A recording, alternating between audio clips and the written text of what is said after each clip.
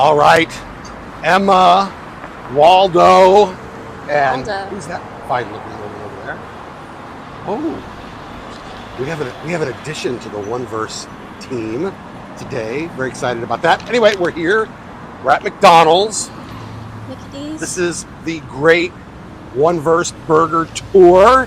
Got to have McDonald's on the agenda, so we'll get to this in just a moment. Gonna hand it off to Winston. And what do we do here? Let's see if the rookie knows what we do. What do we do? One bite, everybody knows the rules. No. She's going to throw me under the bus. One verse. Is it going to be one verse? Is it? One verse. I'll give you a devotional. Get in, get out. Don't belabor the point. Don't talk forever. Yeah. Give you something encouraging for your day. Today, going to be in Daniel chapter 3. You've all heard the story of Shadrach, Meshach, Abednego.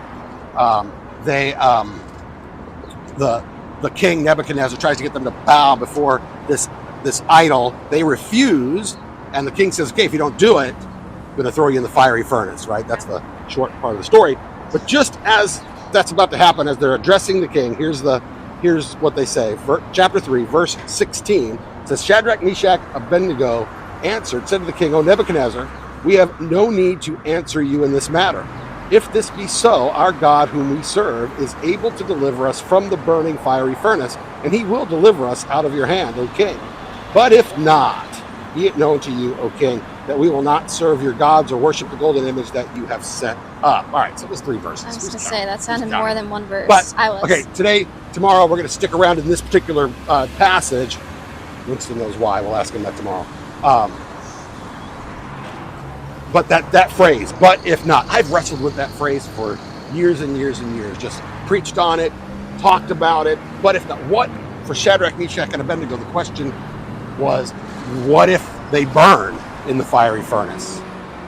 They make that declaration. But if that happens, God is still God. They're still serving God. They know who their king is. They know where their future lies. So whether they burn in that fiery furnace or they get rescued, that's up to God. They're believing God for a miracle, but their faith is not dependent on that miracle. Listen, I know you're listening because you're tuned in and we've got the volume up and new fancy microphones, by the way. You should mention that. Yes, I should have mentioned that. You shouldn't serve God because of what he can do for you. Okay? You don't have a relationship with God because it's beneficial to you. We know in the end, yes, eternal life is a great gift and we receive benefit, but you worship God, you serve God because he's God and God alone. That's the reason you serve him. That's the reason you worship him. Shadrach, Meshach, and Abednego making a bold statement, getting ready to get thrown into a fiery furnace, saying, God's going to save us. But if he doesn't, we still stand for the one true God. So, analyze your relationship with God. Consider your heart. Do you serve God out of some thought that he might do something good for you, or that he might benefit you in some way, or do you serve him? Do you worship him because he's God? All right, that's the devotional. I have distractions over here. People aren't paying attention. I'm used to that. Yeah. It's like church on Sunday. So there's we got McDonald's. So it's the great one verse burger tour. We've already, and we're doing this because the community wants to know, right? They've been clamoring. Where would we go? Got a couple extra bucks. Where am I going to go to have a burger? Okay. And so we're going to bring you good information. We've already gone to Five Guys. Five Guys is top of the list right now. And then Wendy's was next. Burger King got a 6.2 or something. I think it was way too high. I wish I could reconsider my score. I think we gave it too high. And Five Guys tops list 7.6 right now.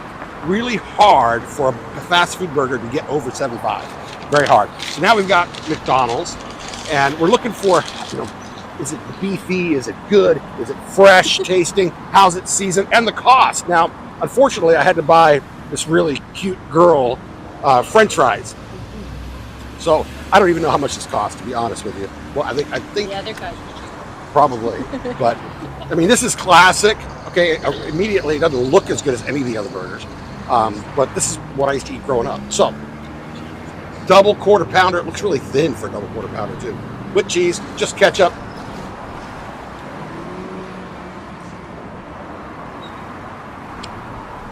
Do they even put the ketchup on it? Is a question. I got a little bit, very little. Well, you did say light. I just really like. So it's dry. That's why you get light ketchup or no ketchup, because the burger shouldn't be dry. It's dry. So it's not. What's that? It looks like hockey pucks. They do. Not a real big beefy flavor. So the question here, the bun is nice and soft. That's positive. Yeah. Way over. Look how cooked that is. Way overdone. I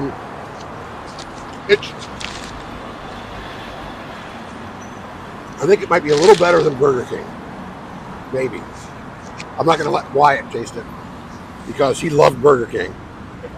Yeah. I'm going to give this a 6.3. Just a notch above Burger King, but really still not good, honestly. So 6.3. That puts us, the rankings now, Five Guys, Wendy's, McDonald's, Burger King. Maybe if I have time, which I probably don't, I'll put a little graphic up right now. But I probably won't have time, so you won't see that. Anyway, that's it. That's the burger. That's the devotional. I'm Pastor Dave. We'll see you next time.